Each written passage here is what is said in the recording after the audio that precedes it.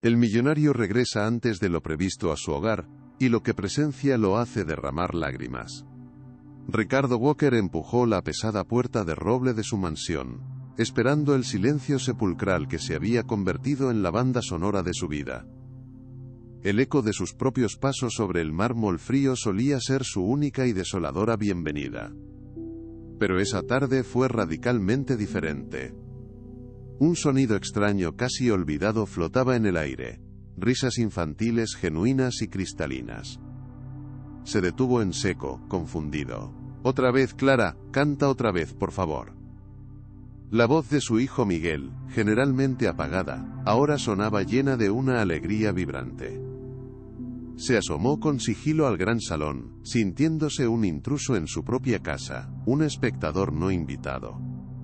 Allí, sentada en el suelo sobre una alfombra persa, estaba Clara, la nueva ama de llaves, cantando una nana dulce a sus hijos mientras ellos dibujaban con una paz que no les había visto en más de un año. La escena era tan íntima que a Ricardo se le formó un nudo en la garganta, una mezcla de asombro y dolor. La luz del atardecer entraba por los ventanales, bañando la escena en un tono dorado, un recuerdo de un tiempo feliz que creía perdido para siempre. Se quedó inmóvil, observando cómo Sofía levantaba su dibujo para enseñárselo a Clara, que la felicitaba con un entusiasmo que iluminaba el rostro de la pequeña. Las lágrimas brotaron sin permiso, silenciosas y calientes. No eran las lágrimas amargas del duelo que ya conocía tan bien, sino algo nuevo, una mezcla de shock, alivio y vergüenza. Esa mujer, una extraña, había logrado en semanas lo que él, con todo su dinero, no había podido conseguir. Había devuelto la luz a los ojos tristes de sus hijos. Se escondió tras una columna, secándose el rostro con la manga de su costoso traje, sintiéndose ridículo. Era un espectador de su propia vida, un fantasma en el hogar que él mismo había construido. La música y las risas eran un doloroso recordatorio de su propio fracaso como padre. Se preguntó cómo era posible que todo hubiera cambiado tanto en su ausencia. Antes de Clara, la mansión Walker era un mausoleo de lujo donde el silencio lo impregnaba todo. Los juguetes caros acumulaban polvo, testigos mudos de una alegría extinta, mientras Miguel y Sofía pasaban las horas mirando por la ventana, como prisioneros esperando un regreso que nunca ocurriría.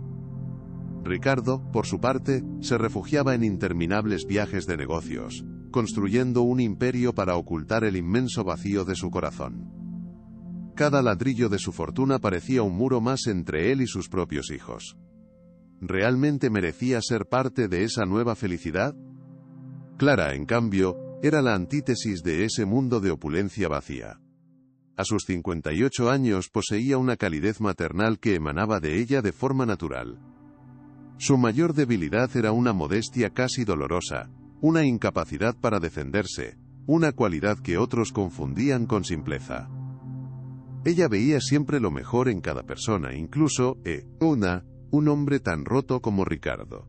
No juzgaba, simplemente observaba y actuaba con una bondad que desarmaba. Su presencia era como una brisa fresca en una habitación cerrada, ventilando el dolor, y dejando entrar la luz del sol poco a poco, sin hacer ruido.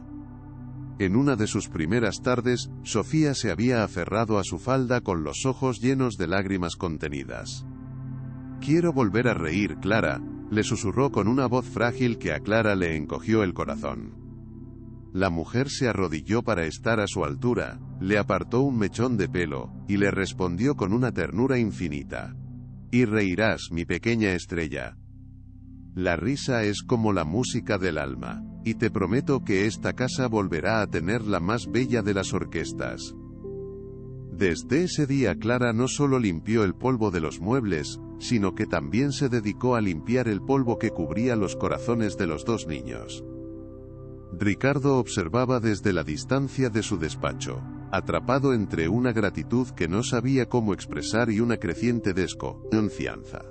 La presencia de Clara era un bálsamo pero también una acusación silenciosa a su propia incapacidad. Él, que controlaba juntas directivas, no sabía cómo consolar a un niño que extrañaba a su madre. Se sentía un completo inútil en el único rol que de verdad importaba. La facilidad con la que Clara se había ganado el afecto de Miguel y Sofía le generaba una extraña mezcla de celos y admiración. ¿Quién era realmente esa mujer y qué buscaba en su casa? La duda era un veneno lento. Una tarde, el sonido de las risas de sus hijos en el jardín lo atrajo a la ventana. Se ocultó tras las pesadas cortinas y los observó. Vio a Clara jugando con ellos a la pelota, corriendo y tropezando de forma exagerada para hacerlos reír a carcajadas. Sofía chillaba de alegría, un sonido que Ricardo creía haber olvidado por completo, y Miguel corría con una energía que la tristeza le había robado. Por un instante Ricardo no vio a un empresario y a una empleada, sino simplemente a una familia improvisada encontrando un poco de felicidad. El sol bañaba la escena con una luz dorada, y los dibujos de los niños estaban pegados en la terraza. Se dio cuenta de que su mansión, por primera vez desde la muerte de su esposa, parecía un verdadero hogar. Era una sensación tan extraña y poderosa, que lo dejó sin aliento. Aquella mujer estaba reconstruyendo su mundo sin pedir nada a cambio. Un profundo sentimiento de paz lo invadió, uno que no había experimentado en mucho tiempo. Observó cómo Clara se sentaba en un banco, y los niños se acurrucaban a su lado, escuchando atentamente una historia. El mundo de los negocios, con sus cifras y contratos, le pareció de repente lejano e insignificante. Lo único que importaba estaba allí, en su propio jardín. La tranquilidad, sin embargo, duró muy poco. Al día siguiente su hermana Berta llegó sin avisar, como un vendaval de perfume caro y juicio afilado. Entró en la mansión con la autoridad de quien se siente dueña, recorriendo el salón con una mirada crítica. Vio los dibujos de los niños pegados en la pared, y frunció el ceño con desaprobación. Para Berta la mansión no era un hogar, sino una declaración de estatus, y aquellas hojas de papel arrugadas eran una mancha inaceptable. Su presencia siempre traía consigo una tensión palpable, un frío que congelaba cualquier atisbo de calidez. «Ricardo, ¿qué es este desorden? Esto parece una guardería de barrio, no la casa de un Walker». Su voz era tan cortante como el cristal. Se giró y vio a Clara, que venía de la cocina. La miró de arriba a abajo con un desdén apenas disimulado. ¿Y esta quién es? Espero que no estés permitiendo que el servicio se tome libertades que no le corresponden, querido hermano. La hostilidad en sus palabras era tan densa que se podía sentir en el aire, enfriando la atmósfera. Ricardo se sintió inmediatamente incómodo, atrapado entre la lealtad familiar y la nueva y reconfortante realidad de su hogar. ¿Te conmueve esta historia? Deja tu like y suscríbete. Seguimos. Es Clara Berta, la nueva ama de llaves. Ha estado ayudando con los niños, dijo Ricardo, con una voz más débil de lo que pretendía. Berta S.O.L.T.O. con acento agudo, una risa seca y condescendiente. ¿Ayudando o manipulando?, replicó, bajando la voz a un siseo conspirador. Ricardo, por favor, no seas ingenuo. La gente de su clase es astuta. Ven una oportunidad y se aferran a ella. Seguro que ya está pensando en cómo asegurarse un lugar en tu testamento.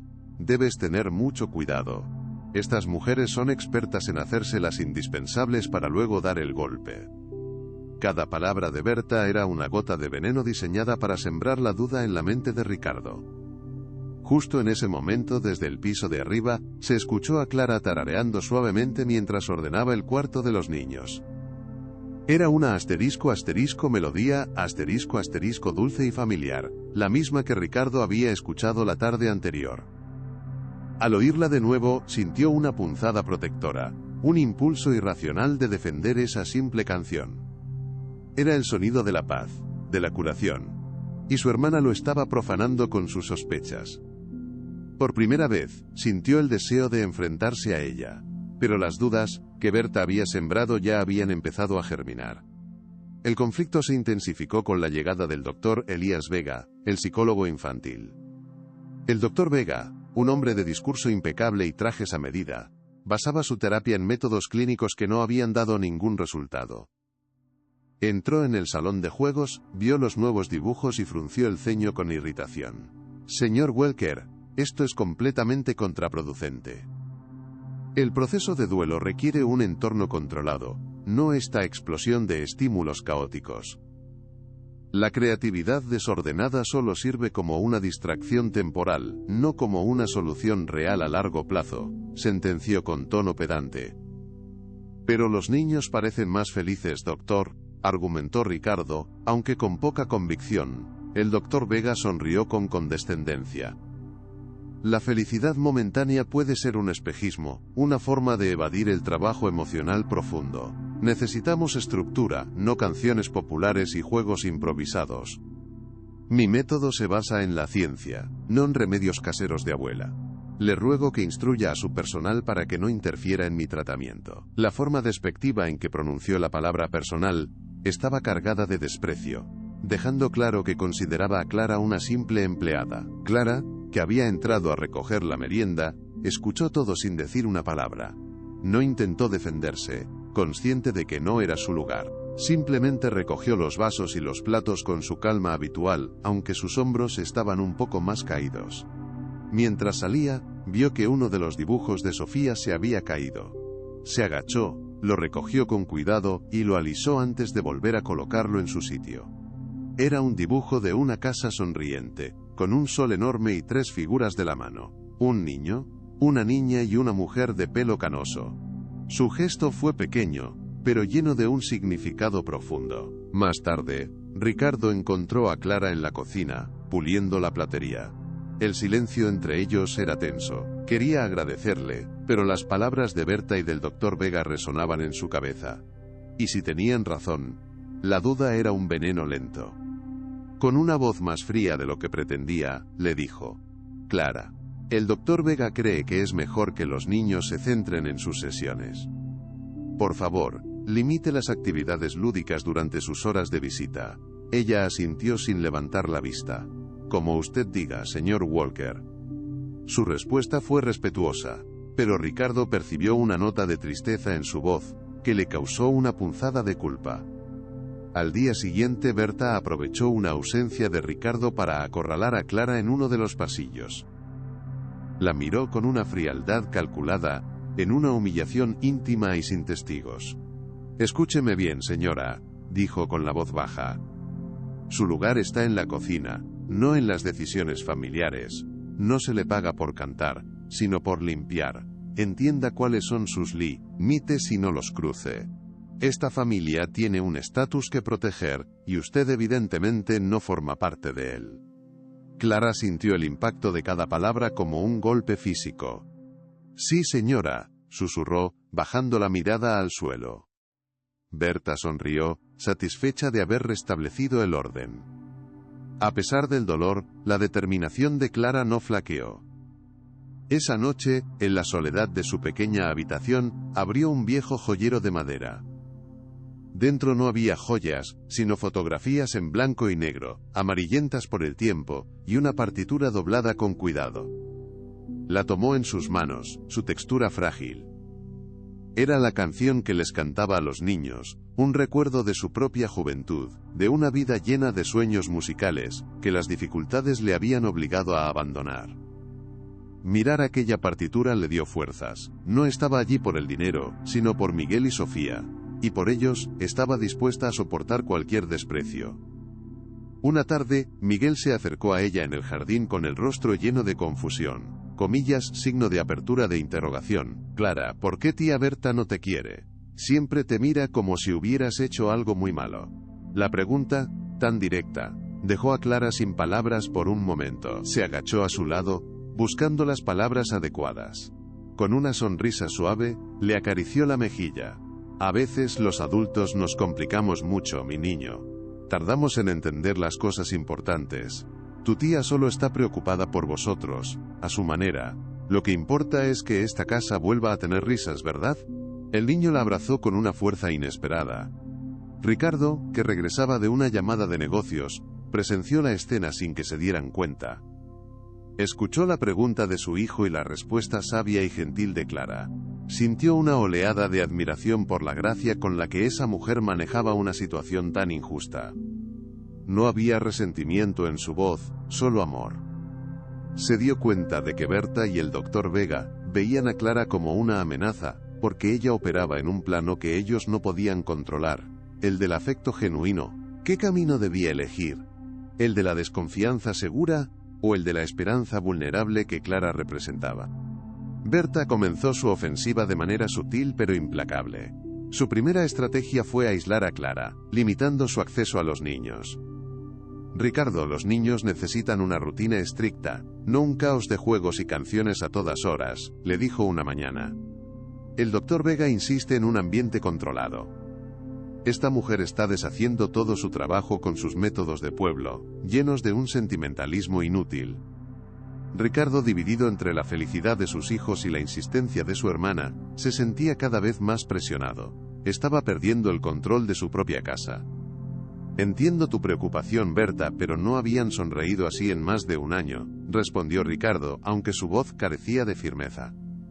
Berta dejó su taza con un golpe seco. La felicidad superficial no cura el trauma, querido hermano. Es como poner una tirita en una herida profunda. Necesitan terapia profesional, no nanas de una criada. Está siendo blando, Ricardo, y esa blandura puede costarles muy caro a largo plazo. Sus palabras eran afiladas, diseñadas para herir su orgullo y su inseguridad como padre, atacando sus puntos más débiles con precisión. Berta no perdió el tiempo. Implementó un nuevo y rígido horario para los niños, lleno de actividades y sesiones con el doctor Vega, dejando a Clara relegada a sus tareas de limpieza. A partir de hoy, Clara se encargará de la casa.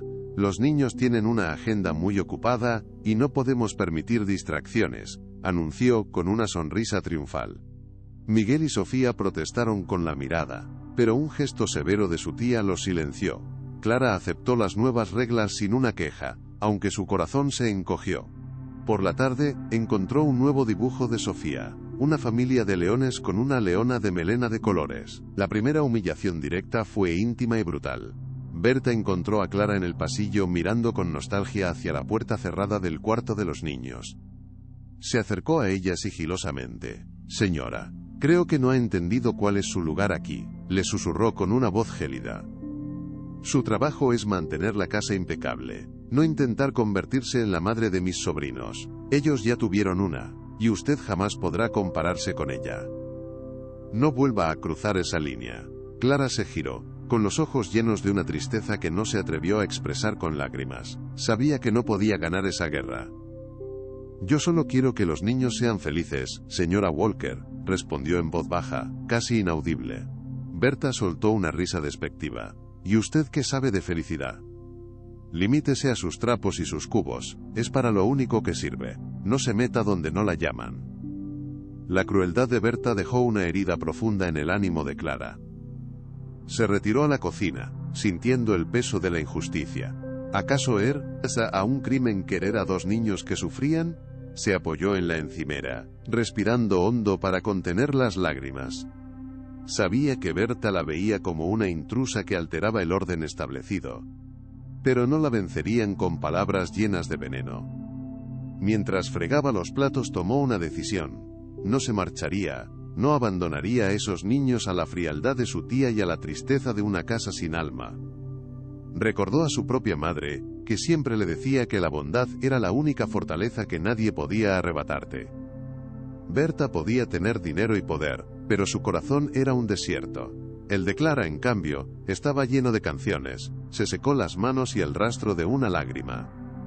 Lucharía por Miguel y Sofía, no con gritos, sino con la única arma que poseía, un amor paciente. Ricardo no tardó en notar el cambio. La casa volvía a estar silenciosa y tensa. Los niños estaban más irritables, apáticos, y volvían a pasar largos ratos mirando por la ventana. Un día, encontró a Miguel sentado en la escalera, abrazado a sus rodillas.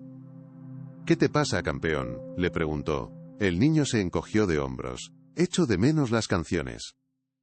La tía Berta dice que son para bebés, y que ya somos mayores para esas tonterías. Dice que tenemos que ser fuertes». La respuesta de su hijo fue como un puñetazo en el estómago para Ricardo. Se sintió un cobarde y un padre terrible. Sintiéndose culpable, decidió hablar con Clara, pero no supo cómo abordar el tema. La encontró en el jardín, cuidando de las rosas con una delicadeza que le conmovió. Se acercó a ella con torpeza. «Clara, lamento si mi hermana ha sido difícil», empezó. Ella se giró, con una pequeña sonrisa triste. No se preocupe, señor Walker, entiendo que ustedes quieran lo mejor para los niños, y yo solo soy una empleada. Su falta de resentimiento lo desarmó por completo y lo hizo sentirse aún peor. Sabía que su silencio era una forma de protegerse de más dolor. Lo que quiero es que sean felices, admitió él, casi en un susurro. ¿Y eran felices cuando usted cantaba con ellos? Clara asintió lentamente. La alegría no necesita horarios, señor Walker. Nace del corazón. Y el corazón de sus hijos está lleno de amor. Solo necesitan que alguien les dé permiso para sentirlo sin miedo. Las palabras de Clara, sencillas pero cargadas de sabiduría, resonaron en la mente de Ricardo. Le hicieron cuestionar todo lo que creía saber sobre la paternidad. Era posible que la solución no estuviera en la ciencia ni en el dinero, sino en algo tan simple como una canción. Se sintió profundamente avergonzado por haber permitido que su hermana dictara las normas emocionales de su hogar. Estaba fallando a sus hijos, estaba fallando a la memoria de su esposa. Aquella noche, tomó una decisión. No sabía cómo, pero iba a recuperar la alegría perdida, aunque eso significara enfrentarse a su propia hermana. No podía seguir siendo un espectador pasivo en la vida de sus hijos. Debía tomar las riendas y luchar por su felicidad. ¿Pero tendría el valor suficiente para hacerlo? La duda seguía atormentándolo, una sombra persistente en su conciencia que le robaba el sueño. El fin de semana siguiente, Berta organizó la humillación pública que había planeado. Llevó a toda la familia a la feria anual del colegio, un evento lleno de las familias más influyentes. Clara los acompañó para ayudar. En la entrada, Berta se encontró con un grupo de madres adineradas. «Berta, querida, qué guapos están los niños», dijo una de ellas. Clara, un paso por detrás, hizo un gesto educado para saludar. En ese momento, Berta se giró deliberadamente, dándole la espalda y excluyéndola por completo, como si no existiera. Fue un acto de crueldad social, ejecutado con una precisión quirúrgica. Miguel, sin embargo, vio toda la escena. Sus ojos infantiles captaron la malicia del gesto. Se soltó bruscamente y corrió hacia Clara, abrazándose a sus piernas con una fuerza protectora.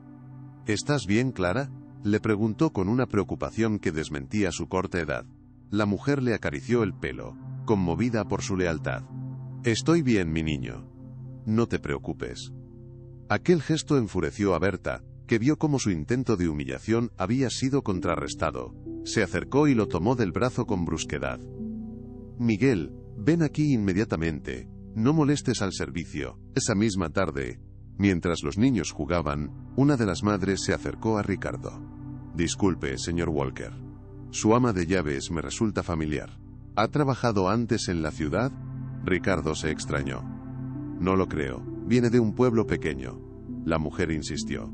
«Es que mis hijos no paran de tararear una canción que dicen que ella les enseñó. Y esa misma canción la cantaba una joven prodigio en los festivales locales hace muchos años». Berta, que escuchó la conversación, intervino rápidamente. «Qué tontería, por favor, es una simple coincidencia. Vamos, Ricardo, nos esperan». La rapidez con que Berta desvió el tema fue una nueva pista para Ricardo. Esa noche, la duda no lo dejaba dormir. Las palabras de aquella mujer, la reacción de Berta, los dibujos de los niños, la tristeza en los ojos de Clara. Todo empezaba a formar un rompecabezas. Impulsado por una necesidad de respuestas, bajó a su despacho. Recordó que Clara había dejado olvidado su bolso de tela. Sin saber qué buscaba, Loabe rió. Dentro, junto a un monedero gastado, encontró un viejo álbum de fotos. Lo abrió y se quedó sin aliento al ver las imágenes de una vida que nunca habría imaginado. Las fotos en blanco y negro mostraban a una Clara mucho más joven, con una sonrisa radiante, de pie sobre un escenario y sosteniendo un trofeo, con un piano de cola a su espalda. Continuó pasando las páginas, descubriendo una vida que nunca habría imaginado. Había fotos de recitales, conciertos y recortes de periódicos amarillentos que hablaban de una joven promesa del piano y la composición. Pero a medida que avanzaba en el álbum, las fotos desaparecían, sustituidas por imágenes de una vida más humilde. Sintió una profunda oleada de respeto y una tristeza inmensa. Aquella mujer había renunciado a sus sueños. Justo al final del álbum, encontró la pieza clave. Era una partitura doblada y amarillenta. Las notas estaban escritas a mano con una caligrafía elegante. El título, casi borrado, decía Nana para una estrella. Al instante, reconoció la delicada secuencia de notas que había devuelto la vida a su hogar. Era ella. Era la inconfundible melodía que Clara cantaba a sus hijos, la que flotaba por los pasillos como un bálsamo. No era una simple canción popular, era una composición original, compleja y llena de alma, nacida del talento de Clara. Aquella partitura era la prueba irrefutable de su don oculto. De repente, todo cobró un sentido claro y doloroso. La conexión de Clara con los niños no era una estrategia, era empatía pura. Ella entendía la pérdida, el dolor de un sueño roto, y por eso sabía cómo sanar sus corazones heridos. Berta y el Dr. Vega eran ciegos a su verdadera riqueza, un talento y una bondad que no se podían comprar. Ricardo se sintió abrumado por una mezcla de culpa por su ceguera y una nueva y férrea determinación. No iba a permitir que nadie más humillara a esa mujer. Iba a protegerla y a asegurarse de que su música volviera a sonar con fuerza. Al día siguiente Ricardo se enfrentó a su hermana con una firmeza que ni él mismo sabía que poseía. Berta, se acabó. Clara se queda. Y volverá a pasar tiempo con los niños cantando y jugando. Tus reglas ya no tienen validez en esta casa. Berta lo miró con incredulidad y furia. ¿Te has vuelto loco? ¿Vas a dejar el futuro de tus hijos en manos de una sirvienta? Ricardo se mantuvo firme. Esa sirvienta ha hecho más por ellos en 2 meses que todos nosotros en un año. Tiene un don, y no voy a permitir que tu clasismo se lo arrebate a mis hijos. Berta, lejos de rendirse, vio esto como una declaración de guerra. Su plan ahora era más retorcido. Muy bien, Ricardo, si estás tan seguro de su supuesto don, ¿por qué no lo demuestra ante todo el mundo? El colegio organiza un evento de talentos la próxima semana.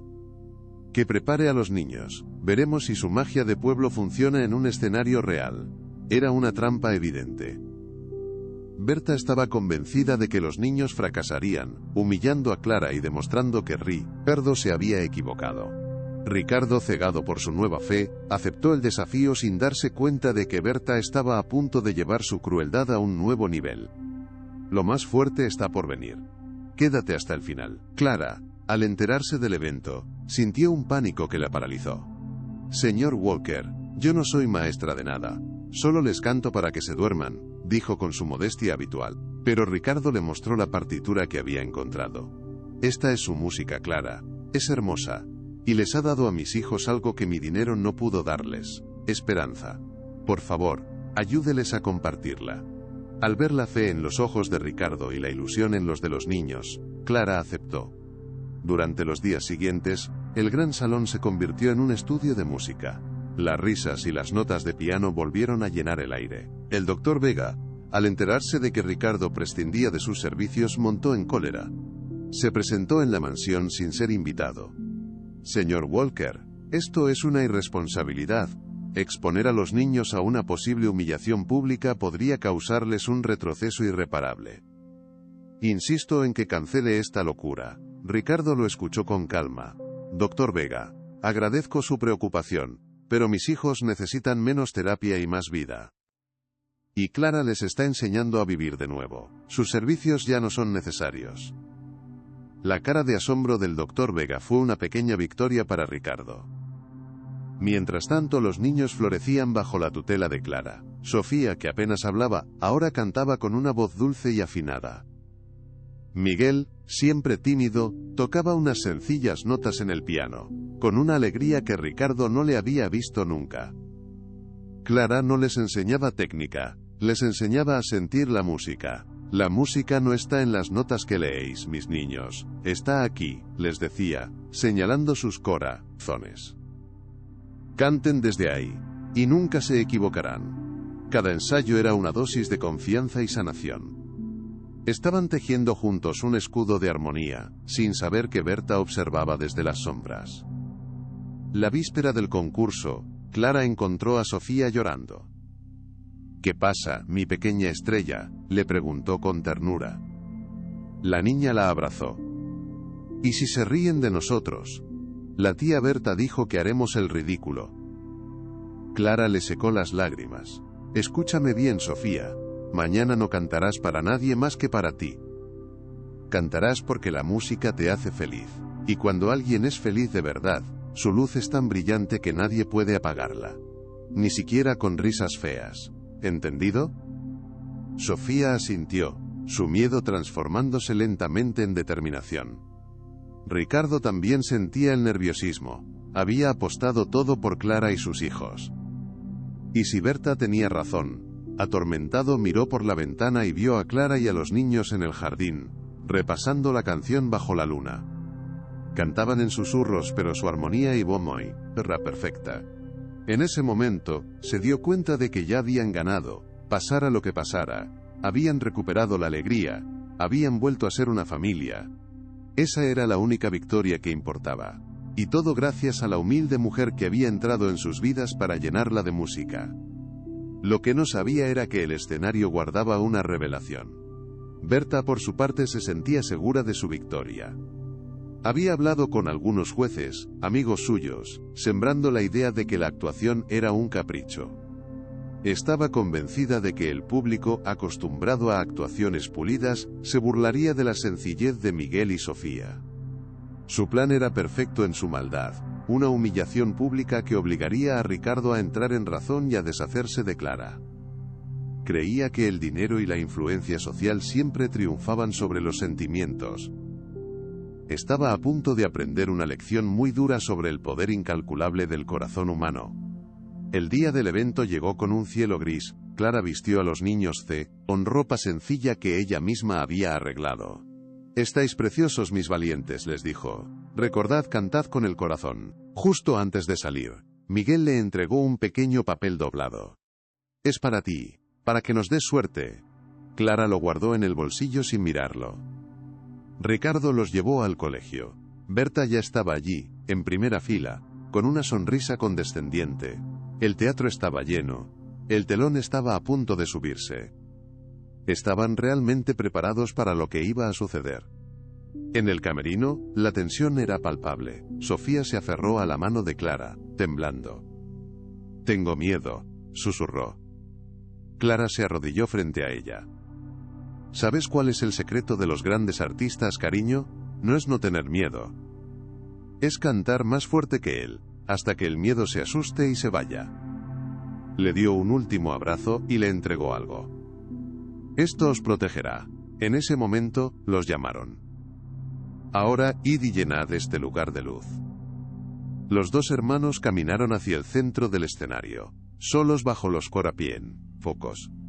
Ricardo contenía la respiración desde su asiento. Vio a sus hijos, tan pequeños y vulnerables. Por un instante, un arrepentimiento helado lo invadió. Su hermana, a su lado, sonreía con anticipación, esperando el desastre.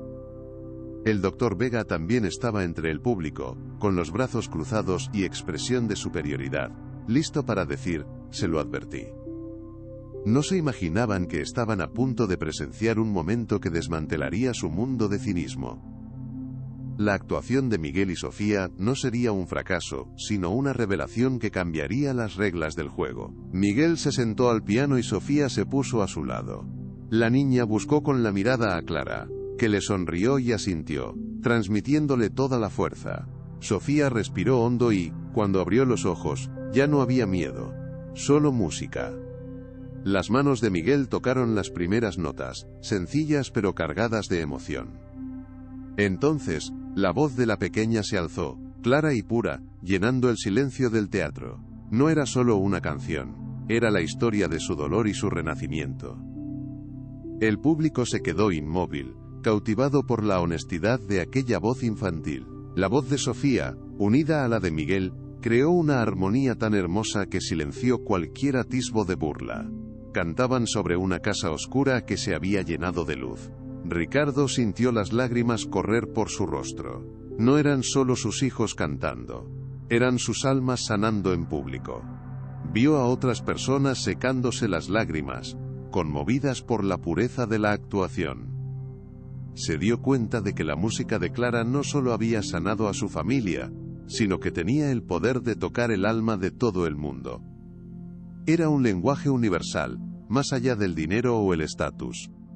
Berta no podía creer lo que estaba viendo, su plan se estaba desmoronando. En lugar de risas, había un silencio emocionado. En lugar de humillación, había admiración pura. La gente no veía a dos niños manipulados sino a dos pequeños valientes. La rabia la consumió por dentro. No podía permitir que esa mujer del servicio ganara. Tenía que hacer algo para desacreditarlos, para exponer lo que ella creía que era una farsa. Su mente trabajaba a toda velocidad, buscando una manera de recuperar el control y destruir aquel momento mágico que amenazaba con derrumbar todo su mundo. Al terminar la última nota, el teatro estalló en un aplauso atronador. La gente se puso en pie, ovacionando a los dos pequeños artistas. Miguel y Sofía se miraron, sorprendidos y felices. Y luego buscaron a Clara, que los miraba con lágrimas de orgullo. Ricardo se levantó, aplaudiendo con todas sus fuerzas, sintiendo un orgullo paternal inmenso. Habían triunfado contra todo pronóstico. Pero Berta todavía no había dicho su última palabra, y consumida por el odio, se preparaba para su ataque final, el más cruel de todos los que había planeado. Justo cuando los niños iban a retirarse, Berta subió al escenario, tomó el micrófono de manos del presentador. «Un momento, por favor», dijo con una voz falsamente dulce. «Es conmovedor ver a los niños expresar su dolor, pero debemos ser honestos. Esta actuación es el resultado de la manipulación de una empleada que ha sabido aprovecharse de su vulnerabilidad». El público murmuró, confundido. «Esta mujer», continuó, señalando a Clara, «les ha llenado la cabeza de fantasías para asegurarse un puesto en nuestra familia. Esa canción es una herramienta para su propio beneficio». La acusación de Berta cayó como una bomba. Ricardo intentó subir al escenario pero los guardias se lo impidieron. Clara se quedó paralizada, su rostro pálido ante la humillación pública. El público ahora la miraba con sospecha. La atmósfera de emoción se transformó en una de tensión. Berta sonrió, creyendo haber ganado. Había conseguido sembrar la cizaña y manchar el momento de pureza de los niños. Parecía que, después de todo, su crueldad iba a triunfar. Pero subestimó el coraje que Clara había infundido en los pequeños Walker. Fue Sofía quien reaccionó primero. Se acercó a su tía con una expresión seria. «No es verdad», dijo con una voz sorprendentemente firme en el micrófono. «Clara no nos manipuló. Clara N. os salvó de la tristeza». Luego, se giró hacia el público. «Mi hermano y yo estábamos muy tristes porque mamá ya no nos canta. La casa estaba siempre en silencio. Y Clara nos trajo la música de vuelta». La honestidad de sus palabras silenció los murmullos. Miguel se levantó del piano y se puso a su lado, asintiendo. Berta intentó interrumpirla, pero la pequeña no se lo permitió. «Clara nos enseñó esta canción porque es suya. Ella la escribió hace mucho tiempo, cuando sus sueños también se rompieron, como los nuestros», continuó Sofía. Sacó de su bolsillo el pequeño objeto que Clara le había dado, una foto antigua y doblada. Era una de las fotos del álbum, la de una joven Clara en un escenario, sosteniendo un trofeo de música. Ella era una artista. Y nos dio su música para que pudiéramos curarnos, no nos pidió nada a cambio. La revelación dejó a Berta sin palabras. El público ahora la miraba a ella con desaprobación.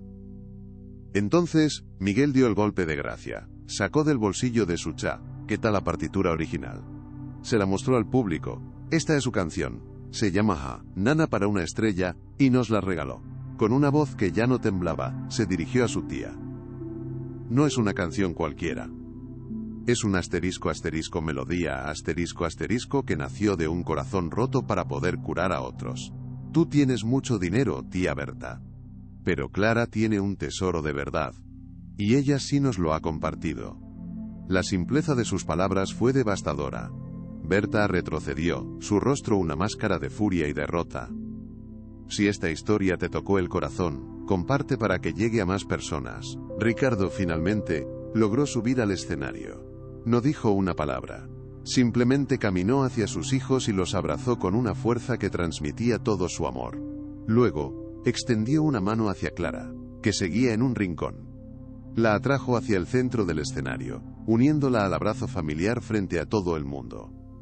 El público, entendiendo por fin toda la historia, se puso en pie de nuevo, pero esta vez el aplauso no era solo para los niños.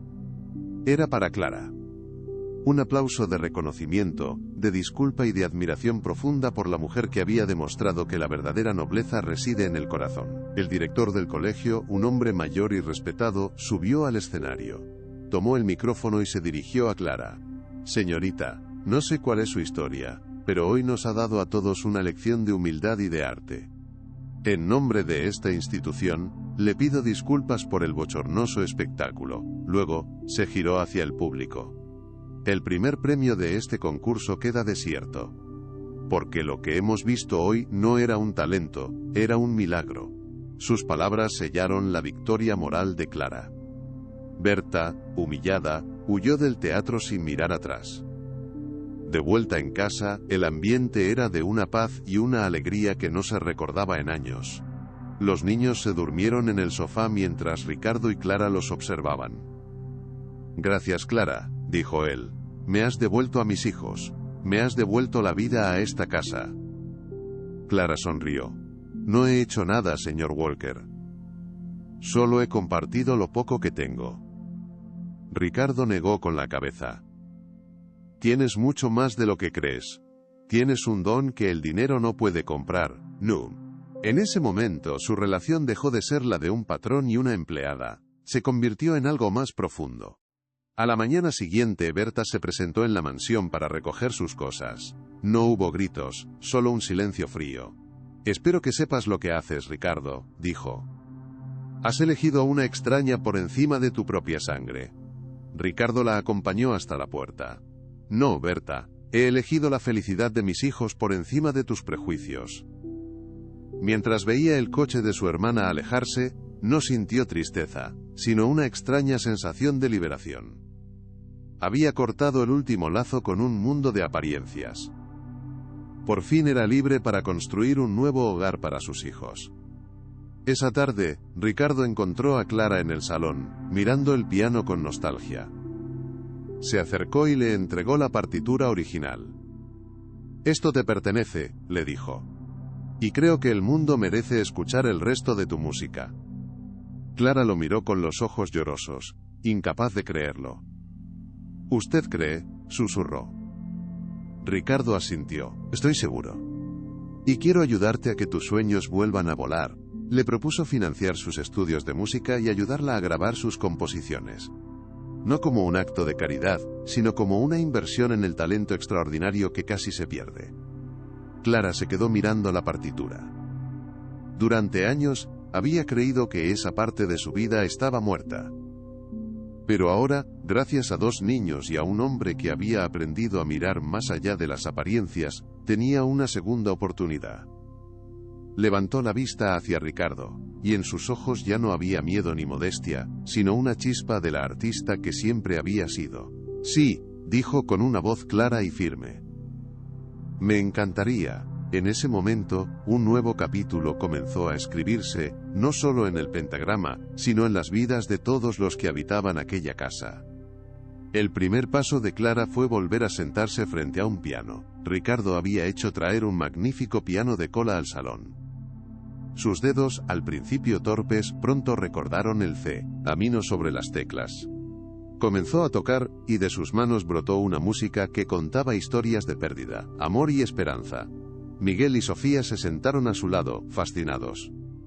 La mansión, que una vez fue una tumba silenciosa, se llenó de vida y de arte. Se había convertido en el santuario de una artista que renacía de sus cenizas, demostrando que nunca es tarde para recuperar los sueños perdidos. Ricardo se convirtió en su mayor admirador, la inscribió en el conservatorio más prestigioso y se encargó de que no le faltara nada. Su relación se fue estrechando, transformándose en una profunda amistad y en un amor discreto que crecía con cada nota musical. No era una historia de amor de cuento de hadas, sino algo mucho más real, dos almas rotas que se encontraban y se ayudaban a sanar. Juntos, y con los niños, formaron una nueva clase de familia, una unida no por la sangre, sino por las cicatrices compartidas y la música que los había vuelto a juntar. Los años pasaron. Clara no solo se graduó con acento agudo con honores, sino que se convirtió en una compositora de renombre. Sus piezas, cargadas de emoción y sinceridad, conmovieron a públicos de todo el mundo. Nunca olvidó sus orígenes y usó su éxito para crear una fundación que ofrecía becas de música a niños sin recursos. La Nana para una estrella, la canción que lo empezó todo, se convirtió en un himno de esperanza para miles de personas, un recordatorio de que la luz siempre puede encontrarse incluso en la más profunda oscuridad, solo hay que saber escucharla. En la gala de presentación de su primer álbum, Clara subió al escenario. No para recibir un premio, sino para dar las gracias.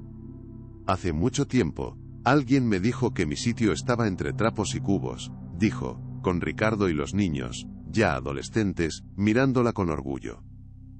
Pero dos pequeños ángeles me recordaron que mi verdadero lugar estaba aquí. Se sentó al piano, e interpretó la sencilla y hermosa nana que había salvado a su nueva familia. Y mientras la música llenaba el teatro, todos comprendieron que la verdadera riqueza no está en lo que se posee, sino en la luz que uno es capaz de dar a los demás. 5 años después, la mansión Walker era un hogar vibrante, sede de la Fundación de Apoyo a Niños en Duelo, inspirada en Clara. La casa, antes silenciosa, ahora resonaba con las risas y la música de docenas de niños que encontraban consuelo. Se logró duplicar el número de niños beneficiados por la fundación en una década, creando un legado de esperanza. Ricardo, transformado, había renunciado a su fría distancia, involucrándose por completo en la vida de sus hijos y en la fundación, reconociendo el valor de las personas por su corazón, no por su estatus. Una tarde de otoño, 10 años después, Ricardo y Clara se sentaron en el mismo banco del jardín. Observaban a Miguel, un joven violonchelista, enseñando a un grupo de niños. Sofía, que estudiaba musicoterapia, cantaba con ellos. No necesitaban palabras.